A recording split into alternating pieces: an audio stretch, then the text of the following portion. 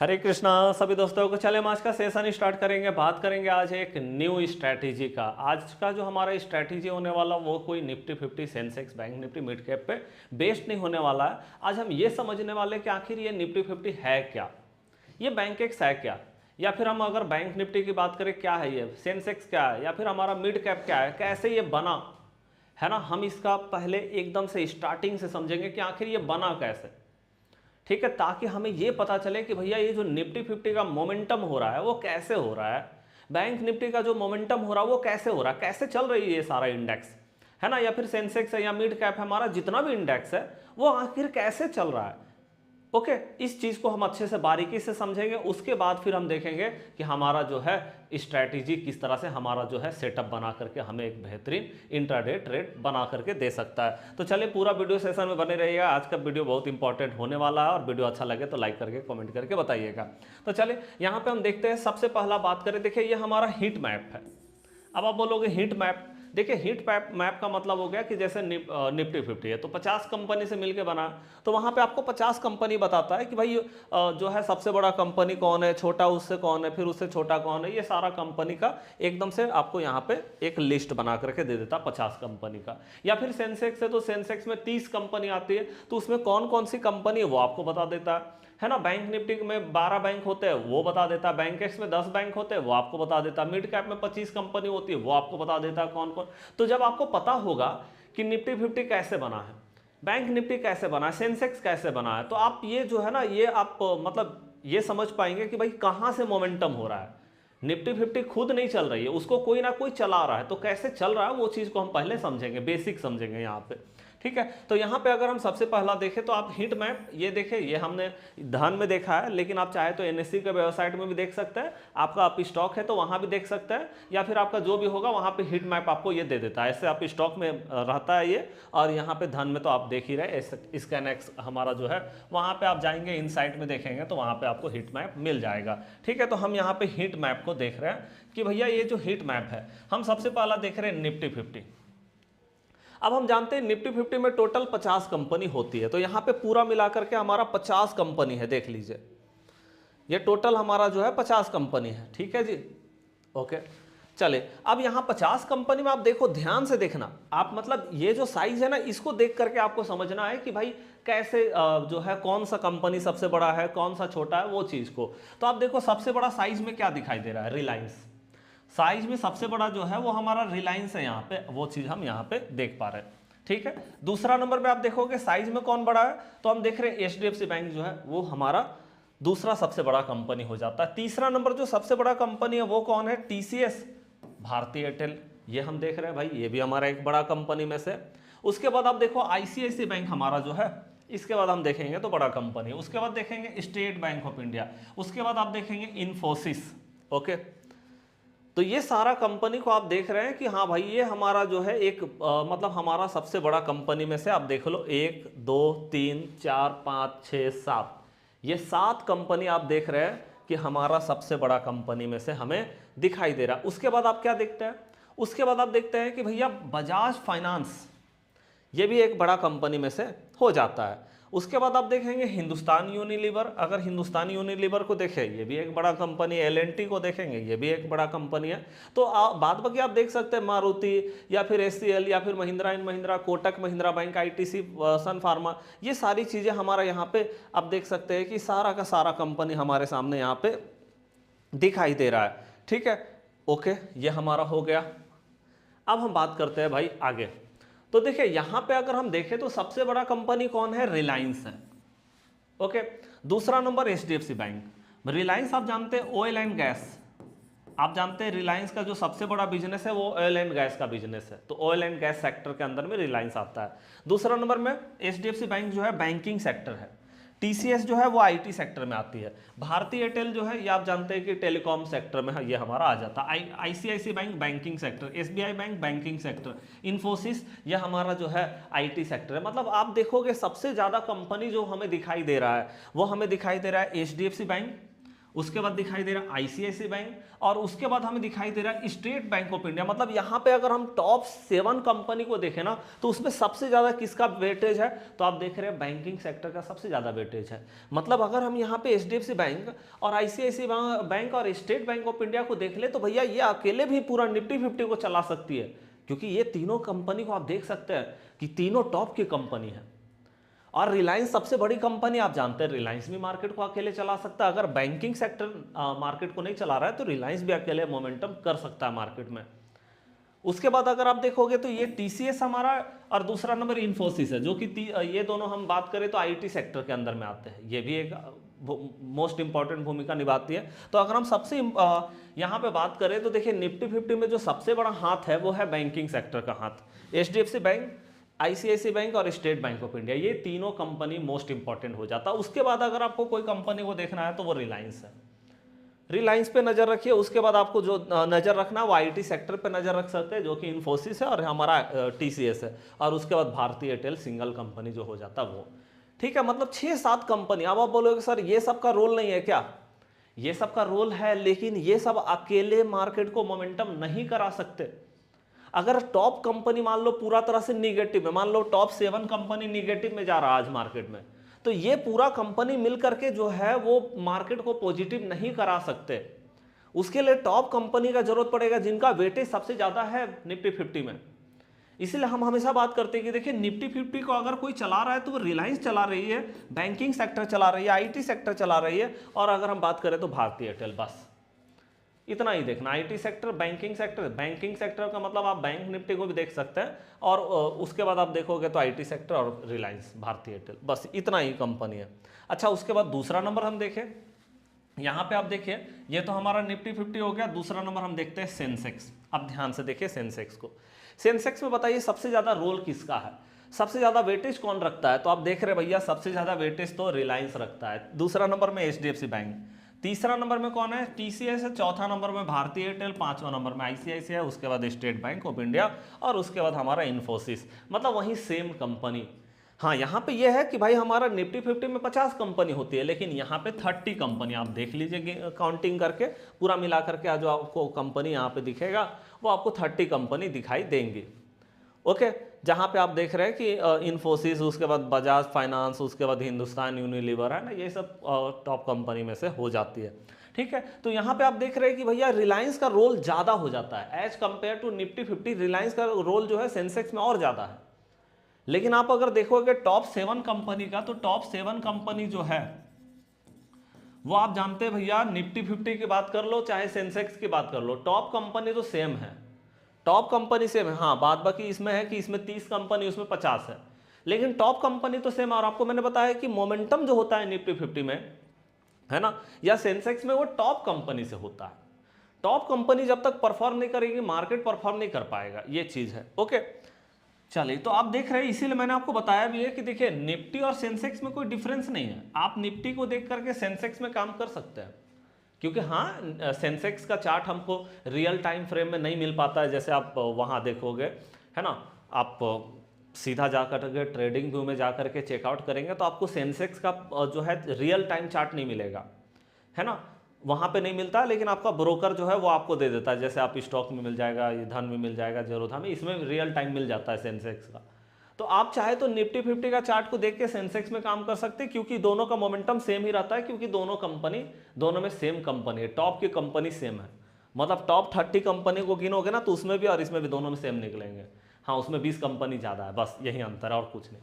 तो top company से momentum हो रहा है मार्केट में। उसके बाद अगर हम देखें यहाँ पे बैंक निफ्टी को, तो अगर हम बैंक निफ्टी को चेकआउट करेंगे तो हम देख लेते हैं यहाँ पे कि भैया बैंकिंग सेक्टर जो है वो हमारा कहाँ पे दिखाई दे रहा है, निफ्टी, सेंसेक्स, और उसके बाद हाँ देखिए निफ्टी बैंक बोलो या बैंक निफ्टी बोलो, बात एक ही है। ठीक है, अब देखिए इसमें बताइए कि कौन सा कंपनी सबसे बड़ा है। तो आप यहाँ पे देख रहे हैं सबसे बड़ा कंपनी बैंकिंग सेक्टर में जो है एचडीएफसी बैंक है। दूसरा नंबर में जो सबसे बड़ा कंपनी है वो आईसीआईसीआई बैंक है भाई। तीसरा नंबर में स्टेट बैंक ऑफ इंडिया। आप देख रहे हो कि भैया हमारा जो है आईसीआईसीआई बैंक और स्टेट बैंक ऑफ इंडिया, आप देखोगे दोनों लगभग सेम ही है, कोई बहुत ज़्यादा अंतर नहीं है।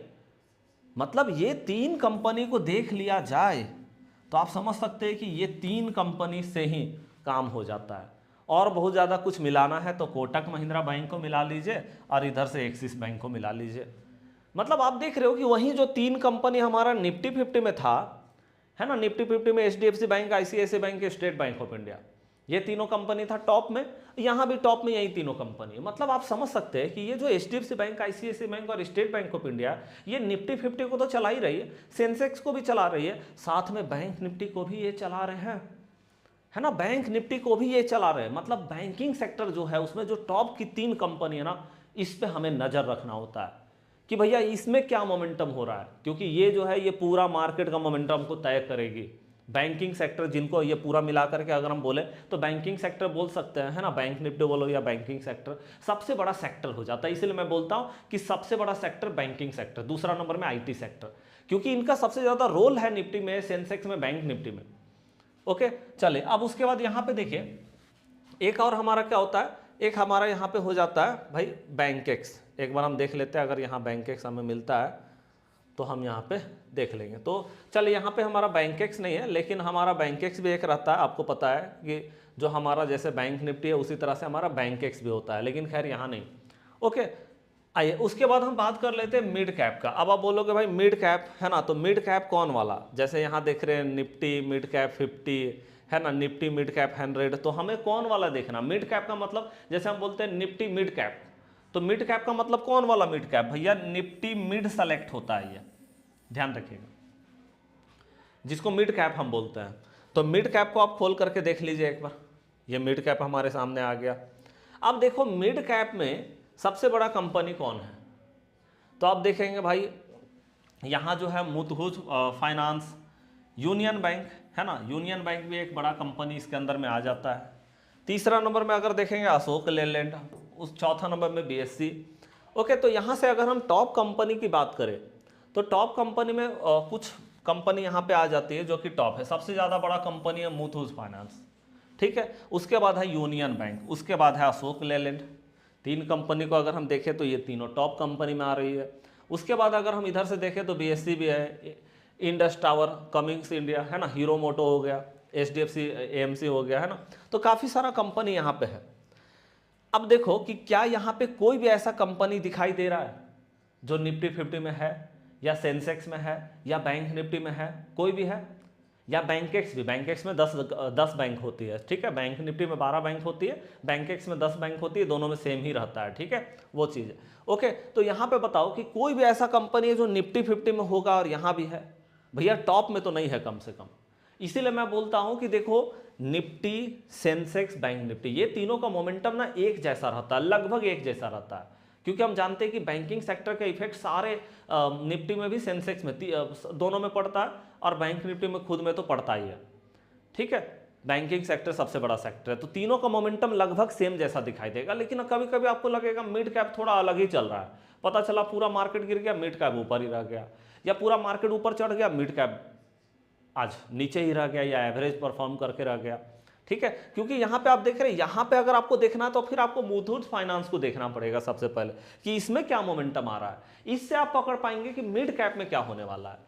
आपको देखना होगा यूनियन बैंक को, यूनियन बैंक को देख करके आप समझ पाएंगे कि हाँ क्या होने वाला है भाई मिड कैप में, या फिर हमको अशोक लेलैंड को देख करके आपको समझना होगा। मिड कैप भी एक बहुत अच्छा सॉलिड इंडेक्स है जहाँ पे बेहतर मोमेंटम आता है मार्केट में, बेहतर ट्रेडिंग हमारा हो जाता है, यहाँ बेहतर ट्रेड बन जाता है मार्केट में, आप देखोगे बेहतरीन मोमेंटम हो जाता है। लेकिन हाँ उसके लिए आपको कंपनी को एनालिसिस, देखिए मैं यहाँ पे जो हीट मैप आपको दिखा रहा हूँ ना, इसका हमारा पर्पज है कि भैया जब आपको निफ्टी 50 को समझना है तो ठीक है, निफ्टी 50 का प्राइस एक्शन तो हम देखेंगे ही, निफ्टी 50 में क्या चल रहा है उसका प्राइस एक्शन को हमको समझना ही होगा, लेकिन आपको ये भी ध्यान रखना है कि भैया निफ्टी 50 को चलाने वाले जो है टॉप कंपनी, उनको भी तो एनालिसिस करना पड़ेगा। अगर निफ्टी 50 को जानना है तो रिलायंस को जानना पड़ेगा, एचडीएफसी बैंक को जानना पड़ेगा, आपको आईसीआईसीआई बैंक को जानना पड़ेगा, स्टेट बैंक ऑफ इंडिया को जानना होगा, आईटी सेक्टर में जो टीसीएस, इन्फोसिस है, भारतीय एयरटेल, जो इनको जानना होगा, इनका मोमेंटम को चेकआउट करना पड़ेगा कि आखिर ये सब में क्या हो रहा है। जब ये सबको आप समझेंगे तो आपको समझ में आ जाएगा कि भैया निफ्टी 50 में क्या हो सकता है, जिसमें कि सबसे ज़्यादा आपको किसी को वेटेज देना है तो वो है बैंकिंग, मतलब निफ्टी बैंक को, जिसको बैंक निफ्टी भी बोलते हैं, उसको देखिए। जैसे देखो, हमको पता है कि अब हमारा जो निफ्टी बैंक है ना, जिसको बैंक निफ्टी बोलते हैं, ठीक है, तो हमको पता है कि अब बैंक निफ्टी में उतना ज़्यादा वॉलिटिलिटी नहीं रह गया जितना पहले हुआ करता था। जब से इसमें मंथली एक्सपायरी आई तो लोगों का जो है इंटरेस्ट खत्म हो गया। मतलब जब मंथली एक्सपायरी सामने होती है, एक आध सप्ताह दूर होता है, तब तो इसमें वॉलिटिलिटी अच्छा खासा आ जाता है। लेकिन ऐसे क्या होता है कि वॉलिटिलिटी बहुत ज़्यादा नहीं होता, तो लोग जो है ना बैंक निफ्टी में बहुत ज़्यादा काम नहीं करते। तो हम लोग भी नहीं करते, मान लो, है ना, हम लोग भी ज़्यादातर जो है निफ्टी 50 में और सेंसेक्स में ही काम करते हैं, जिसमें वीकली एक्सपायरी भी होता है, मंथली एक्सपायरी भी होता है, दोनों चीज़ें। ठीक है, मिड कैप में भी मंथली एक्सपायरी हो गया तो बहुत ज़्यादा वॉलिटिलिटी वहाँ भी नहीं होता है, बैंकेक्स में नहीं होता है, फिर निफ्टी में नहीं होता। ठीक है, तो हम उसको नहीं देखते। ओके, तो हमें क्या करना है, हमें निफ्टी और सेंसेक्स को देखना है कि चलो भाई ये दोनों। तो हम क्या करेंगे, हम यहाँ पे बैंकिंग सेक्टर जो हमारा जैसे HDFC बैंक है, ICICI बैंक है, या फिर स्टेट बैंक ऑफ इंडिया, तो इसको हम एज आ सेक्टर एनालाइज करेंगे।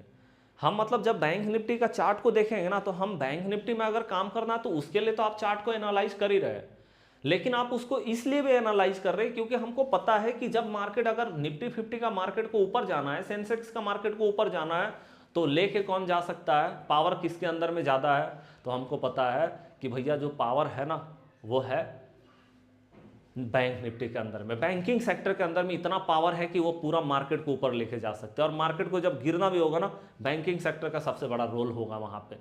तो इसलिए हमारे लिए सबसे इंपॉर्टेंट क्या हो जाता है कि भैया बैंकिंग सेक्टर को हम यहाँ पे एनालाइज करें, बैंकिंग सेक्टर को एनालाइज किया जाए। ओके, ये हमारे लिए मोस्ट इंपॉर्टेंट हो जाता है।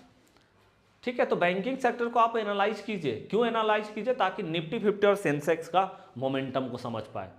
ओके, अब देखो ये जो हमारा हीट मैप है ना, इसको समझने का हमारा क्या पर्पस था, क्या हम सेटअप यहाँ से बना सकते हैं, वो चीज़ को समझिएगा। अब देखिए हमें क्या करना है, जब हमारा मान लो यहाँ पे चार्ट है, या हमारा पूरा चार्ट खुला हुआ, तो हम क्या करेंगे ना, हम यहाँ पे सारा का सारा टॉप कंपनी को, जैसे मैंने यहाँ पे पूरा का पूरा टॉप कंपनी जो है उसका मैंने एक जो है पूरा का पूरा ये बना रखा है। ठीक है, जितना भी हमारा टॉप कंपनी है, जैसे टॉप 7 कंपनी, देखिए रिलायंस, एक्सिस बैंक तो अभी हमारा टॉप में नहीं है, तो इसको अभी हम यहाँ से हटा। देखिए रिलायंस, उसके बाद हमारा क्या है, भारतीय Airtel, ICICI bank, state bank of India, HDFC bank, Infosys, TCS, जिसको टाटा कंसल्टेंसी सर्विसेज भी बोलते हैं। ठीक है, तो हमने यहाँ पे टॉप कंपनी को लॉक कर रखा है। तो अब हम क्या करेंगे, हमको जब निफ्टी 50 को एनालाइज करना है कि हाँ भाई कल हमारा निफ्टी 50 में किस तरह का मोमेंटम हो सकता है, तो सबसे पहले जो आपको एनालाइज करने की जरूरत है वो है रिलायंस को। सबसे पहले रिलायंस को एनालाइज कीजिए कि रिलायंस में क्या होने वाला है भाई, क्योंकि रिलायंस पूरा निफ्टी 50 और सेंसेक्स दोनों का सबसे बड़ा कंपनी में से। अगर मार्केट को ऊपर जाना है तो रिलायंस का परफॉर्म करना इंपॉर्टेंट है। आप देखो ना, जब से रिलायंस, यहाँ पे देखिए एक दिन का टाइम फ्रेम मैं आपको दिखाता हूँ। देखिए क्या, आप यहाँ पे रिलायंस का चार्ट को देखना, ध्यान से देख लीजिए रिलायंस का चार्ट कैसा है। और एक तरफ ना मैं आपको लगा करके दिखाता हूँ यहाँ पे, देखिए मैं चार्ट को 2 पार्ट में बांट रहा हूँ। ओके, तो हमने एक तरफ तो रिलायंस को लगा दिया यहाँ पे, और एक तरफ मैं लगा करके आपको दिखाता हूँ निफ्टी 50। ओके, एक तरफ मैं आपको लगा करके,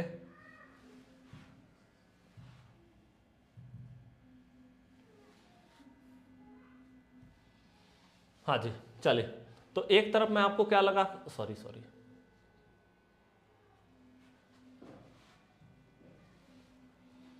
हाँ जी, तो देखिए हमने क्या किया है, यहाँ पे हमने एक तरफ तो निफ्टी 50 का चार्ट लगा देना है, एक तरफ हमको बैंक निफ्टी का चार्ट को हम यहाँ पे लगा देंगे। चलिए एक बार हम यहाँ पे चार्ट को लगा देते हैं, जैसे ये हमारा निफ्टी 50 हो गया। देखिए चलिए एक बार हमारा खुल जाए चार्ट, एक बार हम यहाँ पे,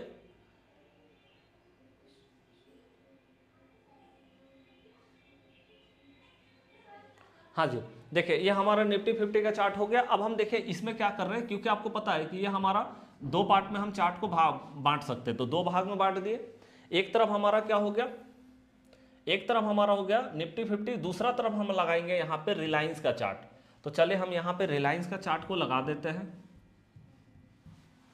अब आप ध्यान से देखिए, तो रिलायंस का चार्ट को देखने के बाद आपको पता चल जाएगा, जैसे ये हमारा रिलायंस है, चलो हमने इधर रिलायंस लगा दिया। अब ध्यान से देखिए आप, तो आपको क्या लगता है देख करके, जो हमारा निफ्टी 50 का चार्ट है ना, यहाँ पे हमारा निफ्टी 50 का चार्ट है एक तरफ, और एक तरफ रिलायंस का चार्ट है, एक दिन का टाइम फ्रेम लगा हुआ है। बताइए, इधर निफ्टी 50 गिरा, इधर रिलायंस गिरा, बताइए क्या डिफरेंस दिखाई दे रहा है? क्या आपको ऐसा नहीं लग रहा है कि हाँ भैया मतलब जैसे रिलायंस गिर रही है वैसे यहाँ पे हमारा निफ्टी 50 गिर रहा है? या फिर एक तरह से बोल दो निफ्टी 50 गिर रहा है तो रिलायंस गिर रहा है। अब आप बहुत लोग ये भी कंफ्यूज रहते हैं कि सर रिलायंस के कारण निफ्टी 50 गिरा या निफ्टी 50 के कारण रिलायंस गिरा है। तो भैया मैं आपसे पूछता हूं, निफ्टी 50 से रिलायंस बना हुआ या रिलायंस से निफ्टी 50 बना हुआ है, ये हमें समझना होगा। तो हमें पता है कि निफ्टी 50 कोई स्टॉक नहीं है, ये इंडेक्स है जो कि कंपनी के ग्रुप से बना हुआ है, 50 कंपनी के ग्रुप से बना हुआ है ये। तो भैया रिलायंस से बना हुआ है निफ्टी 50, तो रिलायंस में जैसा मोमेंटम होगा वो ऐसा निफ्टी 50 मोमेंटम होगा। तो हमें निफ्टी 50 को देख के रिलायंस में काम नहीं कर देना, रिलायंस को देख करके निफ्टी 50 को समझना है कि हाँ भैया अब देख लो ना पूरा का पूरा मोमेंटम देखो, इधर यहाँ गया, ये ऊपर गया, ये भैया यहाँ से नीचे गया या यहाँ से नीचे गया। आपको मैं मिला करके दिखा देता हूँ ना भाई, मैं आपको मिला करके दिखा देता हूँ, देख लीजिए यहाँ पे क्या मतलब आपको क्या डिफरेंस लगता है देख करके। एकदम माइनर सा डिफरेंस आपको नजर आ सकता है, बस बाद बाकी और कोई डिफरेंस नजर नहीं आ सकता। आप देख लीजिए आप यहाँ पे, ओके, एकदम माइनर सा डिफरेंस। मतलब आप समझ सकते हो कि भैया अगर निफ्टी 50 को परफॉर्म करना है तो रिलायंस को परफॉर्म करना जरूरी है। रिलायंस जब तक ऊपर नहीं जाएगी निफ्टी 50 ऊपर नहीं जा सकता है। तो अब हमको करना क्या है, इसका मतलब हो गया कि भैया निफ्टी 50 का प्राइस एक्शन तो हमको करना ही पड़ेगा एनालाइज, लेकिन उससे ज़्यादा इंपॉर्टेंट हो जाता है रिलायंस को एनालाइज करना। अगर निफ्टी 50 का मोमेंटम को समझना है, और आपको पता है निफ्टी 50 का मोमेंटम को समझ गए, देखो मैं आपको ना एक बार इसको 3 चार्ट में लगा करके दिखा देता हूँ। मतलब आज का मेरा पर्पज जो है ना यही चीज़ को बताना है, ठीक है। अब देखो यहाँ पे मेरा निफ्टी 50 हो गया, यहाँ पे मैं लगा देता हूँ, यहाँ पे हम लगा देते हैं सेंसेक्स, ओके। मैं आपको सेंसेक्स भी दिखा देता हूँ, आप देख करके, हाँ जी देखिए, अब आप देख करके बताओ कि यहां पे भैया हमारा क्या हुआ है। निफ्टी 50 ये देखिए गिरा है 1 डे का टाइम फ्रेम में, सेंसेक्स देखिए ऐसे गिरा है, रिलायंस ऐसे गिरा है। बताइए आप मतलब रिलायंस को देखोगे ना तो उसी के हिसाब से निफ्टी 50 और सेंसेक्स दोनों में परफॉर्म हो रहा है। अब बहुत लोग बोलोगे सर यहाँ पे एचडीएफसी बैंक लगा करके दिखाइए, क्या एचडीएफसी बैंक के कारण इंपैक्ट नहीं पड़ेगा? तो देखिए एचडीएफसी बैंक में आपको दिखा देता हूँ, अभी मैं एचडीएफसी बैंक भी आपको दिखाऊंगा कि एचडीएफसी बैंक का क्या रोल होता है मार्केट में। देखिए एचडीएफसी बैंक की बात करें, है ना, तो आप देख सकते हो कि एचडीएफसी बैंक गिरा है, ठीक है, हमारा मार्केट भी गिरा, लेकिन आपको सेम चार्ट नजर नहीं आएगा। ये मैं आपको बता देता हूँ, सेम चार्ट नजर नहीं आएगा, क्योंकि एचडीएफसी बैंक जो है वो अकेले निफ्टी को और सेंसेक्स को नहीं चला सकती है, लेकिन रिलायंस सबसे बड़ी कंपनी है। तो आप देखोगे कि इसमें गिरावट हुआ, लेकिन बराबर चार्ट नहीं नजर आएगा आपको, पूरा तरह से पूरा इक्वल आप नहीं कर पाएंगे यहाँ से, ठीक है। मतलब आप ये नहीं बोल सकते हैं कि हाँ भाई एचडीएफसी बैंक में हमारा 18 दिसंबर से मार्केट चढ़ना शुरू किया था, है ना, तो यहाँ पे 18 दिसंबर देख लो, कहाँ पे 18 दिसंबर, ओके। तो यहाँ पे आप देखो 18 दिसंबर को यहाँ ग्रीन कैंडल बना, यहाँ रेड कैंडल बन गई, ओके। तो मतलब वो गारंटी नहीं है आपका, ठीक है, कि जैसे यहाँ देखो एचडीएफसी बैंक में इतना बड़ा कैंडल बन गया, इतना बड़ा कैंडल बन गया, यहाँ छोटा सा कैंडल बना हुआ है, क्योंकि रिलायंस जब तक मोमेंटम नहीं करेगी ना तब तक भाई मार्केट बहुत ज़्यादा डाउन साइड में नहीं गिरेगा। तो हम जो है ना, हम यहाँ पे एचडीएफसी बैंक को सिर्फ एनालाइज नहीं करते हैं। अगर आपको निफ्टी 50 और सेंसेक्स को एनालाइज ही करना है तो एक तो रिलायंस से एनालाइज कीजिए, और दूसरा नंबर आप क्या कीजिए, यहाँ पे लगा दीजिए एचडीएफसी बैंक ने, यहाँ पे आप सीधे लगाइए बैंक निफ्टी। देखिए मैं आपको जो बता रहा हूँ बहुत ध्यान से समझिएगा, बहुत इंपॉर्टेंट नॉलेज है भाई, ये बहुत इंपॉर्टेंट है, ठीक है। तो देखिए यहाँ पे आप बैंक निफ्टी को देखो, हमको ना बैंक निफ्टी को देखना है भाई। अब देखो यहाँ पे बैंक निफ्टी ऐसा नजर आता है, तो हमें यह देखना है कि मार्केट अभी गिर रहा है। अब मार्केट यहां पे गिर रहा है, ठीक है, तो मार्केट जब उठेगा तो कैसे उठ सकता है भैया, मार्केट को उठाने के लिए रिलायंस का परफॉर्म करना जरूरी है, लेकिन लेकिन हमारा बैंकिंग सेक्टर का ऊपर भी जाना जरूरी है, मतलब बैंक निफ्टी का ऊपर जाना जरूरी है। मार्केट जब भी ऊपर जाएगी तो भैया बैंक निफ्टी ऊपर जाएगा तभी, मतलब पूरा बैंकिंग सेक्टर जो कि सबसे बड़ा सेक्टर है ये हमारा ऊपर जाएगा, तभी जाकर के हमारा निफ्टी और सेंसेक्स दोनों ऊपर जाएगी। मतलब ऊपर जाने के लिए हमको जो है ना, हमको सिर्फ बैंक निफ्टी से एक सिग्नल चाहिए। हम बैंक निफ्टी का चार्ट को नहीं देख रहे क्योंकि चार्ट आपको बहुत डिफरेंट नजर आएगा, ठीक है, चार्ट आपको बहुत डिफरेंट नजर आएगा कि भैया बैंकिंग सेक्टर का तो चार्ट ऐसा दिखाई दे रहा है, बहुत ज़्यादा गिरावट ही नहीं हुआ है, यहाँ बड़ा गिरावट हो गया है ना। तो देखिए हमको जो है ना, हमको बैंकिंग सेक्टर में सिर्फ और सिर्फ सिग्नल, यहाँ से हमको सिर्फ सिग्नल जनरेट करना है, हमको सिर्फ सिग्नल देखना है कि क्या बैंकिंग सेक्टर में कोई बुलिश सिग्नल आ रहा है।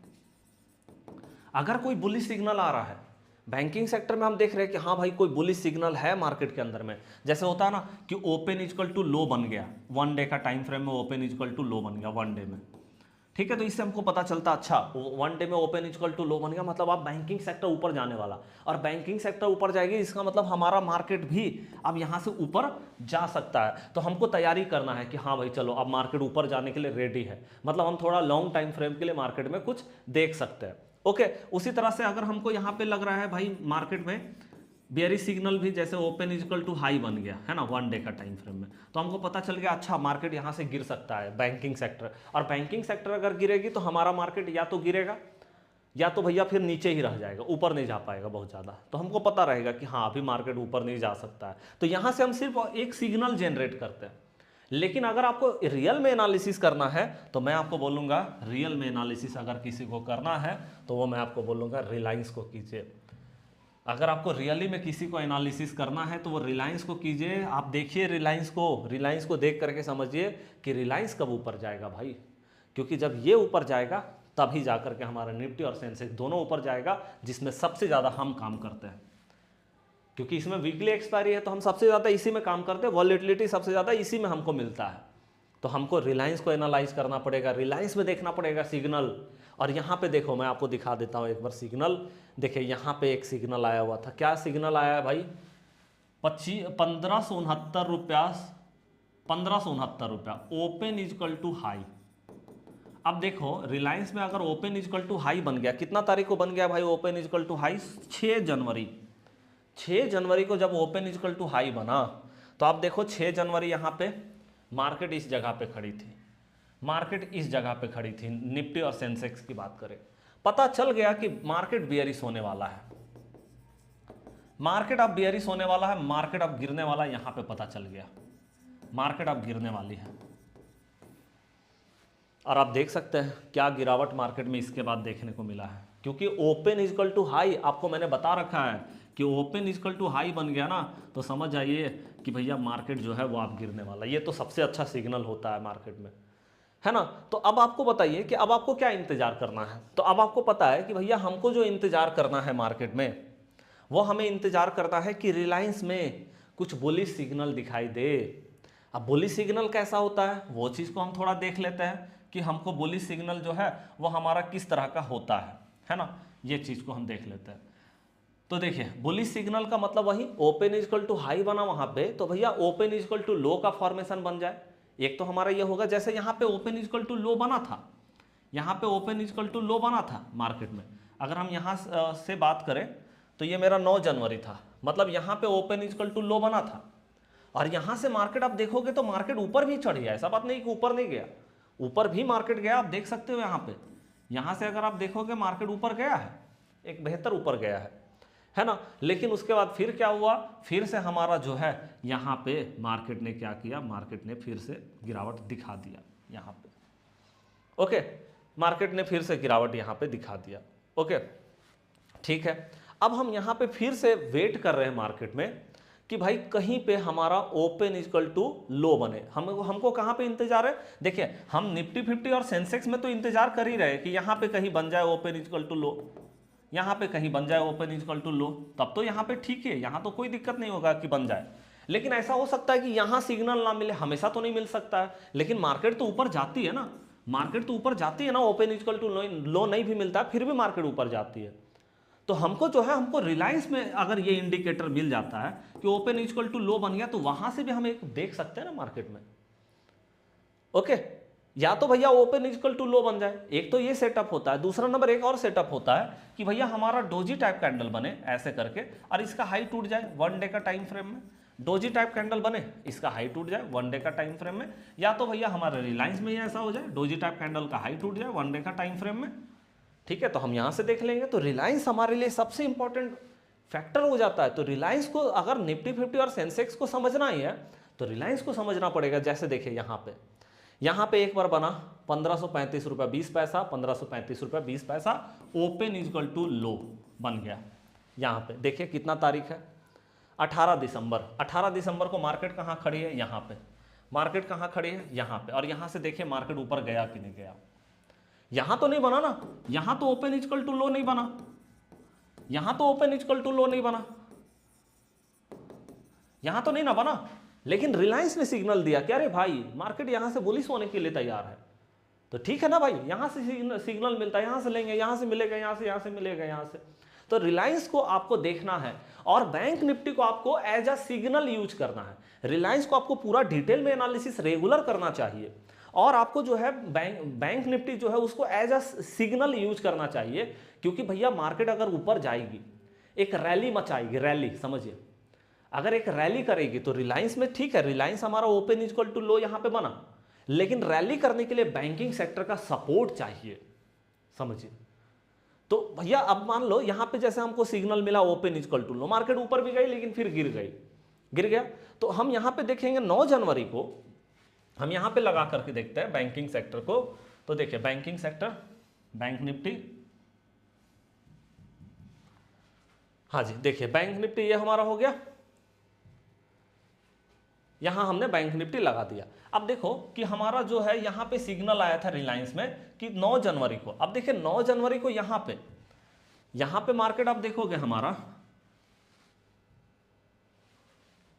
हाँ जी देखिए, तो आप यहां पे देख रहे हैं कि हमारा एक सिग्नल 9 जनवरी को आया, लेकिन हमारा बैंकिंग सेक्टर कहां पे खड़ा है, इस जगह पे खड़ा है। अब बैंकिंग सेक्टर में क्या हो रहा है, बैंकिंग सेक्टर पे ऊपर जा रही है ना, बैंकिंग सेक्टर का सपोर्ट जरूरी है। लेकिन यहां पे कोई ओपन इक्वल टू लो वाला सिग्नल नहीं मिल पाया भाई। अगर यहां मिल जाता, मतलब यहां तो मिला लेकिन यहां भी मिल जाता ना अगर कुछ बुलिश सिग्नल, तो मजा आ जाता। फिर तो भैया मजा आ जाता यहां पे अगर यहां मिलता। लेकिन यहां नहीं मिला है तो हमको पता है कि भैया मार्केट ऊपर जा रही है, लेकिन थोड़ा सा सतर्क होकर के मार्केट में चलना पड़ेगा। क्योंकि अगर मार्केट को रैली दिखाना, यहां से रैली करना है मार्केट को, तो सपोर्ट चाहिए बैंकिंग सेक्टर का, क्योंकि सबसे बड़ा सेक्टर है। HDFC bank, ICICI bank, state bank of India, ये तीनों सब टॉप की कंपनी है। परफॉर्म करना पड़ेगा इनको, तब जाकर के मार्केट परफॉर्म करेगा। अकेले रिलायंस लेके रैली नहीं करा सकता है, बुलिश तो करा सकता है, रैली नहीं करा सकता।